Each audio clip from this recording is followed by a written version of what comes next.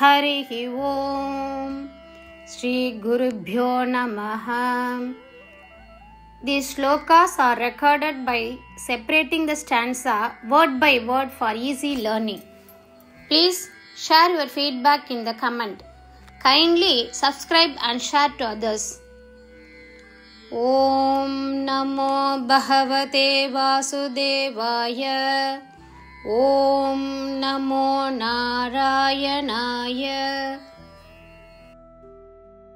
Draupadi, who was deeply devoted to you, freely mingled with your wives. She was delighted when they shared stories of how you had abducted and married each of them in different ways. The other women also enjoyed listening to these stories. தசகம் 84 ஸ்லோகம் 3 எளிய அர்த்தம். உம்மிடம் ஆழ்ந்த பக்தி கொண்ட திரௌபதி உன் மனைவியருடன் சகஜமாக பழகினாள். நீர் எவ்வாறு ஒவ்வொருவரையும் வெவ்வேறு விதங்களில் கவர்ந்து மணந்தீர் என்பதை பற்றிய கதைகளை அவர்கள் பகிர்ந்து கொண்டபோது அவள் மகிழ்ந்தாள். மற்ற பெண்களும் இந்த കഥകളെ കേട്ട് രസിத்தனர். അങ്ങയുടെ അഗാധമായ ഭക്തയായിരുന്ന ദ്രൗപദി അങ്ങയുടെ ഭാര്യമാരുമായി സ്വതന്ത്രമായി ഇടപഴകി. അങ്ങ് അവരെ ഓരോരുത്തരെയും വ്യത്യസ്ത രീതികളിൽ തട്ടിക്കൊണ്ടുപോയി വിവാഹം കഴിച്ച കഥകൾ അവർ പങ്കുവച്ചപ്പോൾ അവൾ സന്തോഷിച്ചു. മറ്റു സ്ത്രീകളും ഈ കഥകൾ കേട്ട് ആസ്വദിച്ചു. ശ്രീമദ് നാരായണീയം ദശകം 84 ശ്ലോക 3.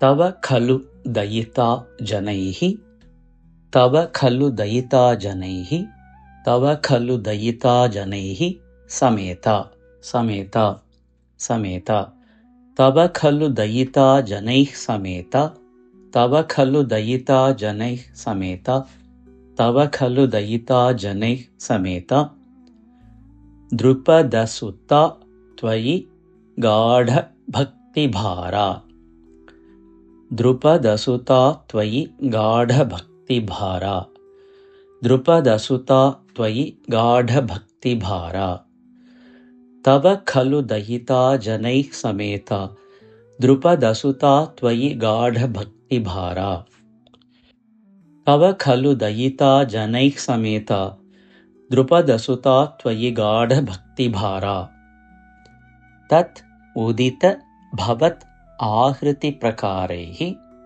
തത് ഉദിത ഭവത് ആഹൃതി പ്രകാരൈഃ തദുദിത ഭവദാഹൃതി പ്രകാരൈഃ തദുദിത ഭവദാഹൃത പ്രകാരൈഃ തദുദിത ഭവദാഹൃത പ്രകാരൈഃ അതി മുമുദേ സമം അന്യഭാമിനീഭിഃ അതി മുമുദേ സമം അന്യഭാമിനീഭിഃ അതി മുമുദേ സമമന്യഭാമിനീഭിഃ അതി മുമുദേ സമമന്യഭാമിനീഭിഃ അതി മുമുദേ സമമന്യഭാമിനീഭിഃ തദുദിത ഭവദാഹൃതി പ്രകാരൈഃ അതി മുമുദേ സമമന്യഭാമിനീഭിഃ തദുദിത ഭവദാഹൃതി പ്രകാരൈഃ അതി മുമുദേ സമമന്യഭാമിനീഭിഃ തദുദിത ഭവദാഹൃതി പ്രകാരൈഃ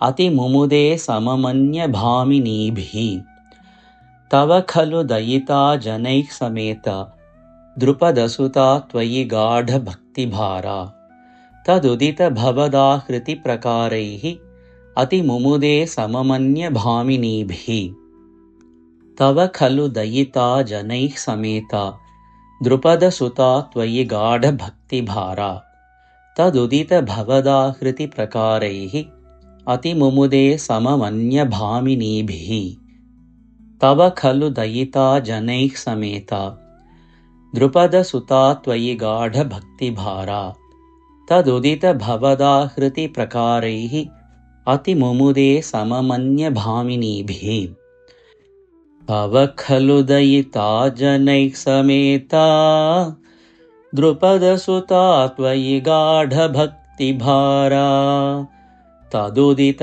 ഭവദാഹൃതി പ്രകാരൈഃ അതി മുമുദേ സമമന്യഭാമിനീഭിഃ തവ ഖലു ദയിതാ ജനൈഃ സമേത ദ്രുപദസുത ത്വയി ഗാഢ ഭക്തിഭാര तदुदितभवदाहृतिप्रकारैः अतिमुमुदे सममन्यभामिनीभिः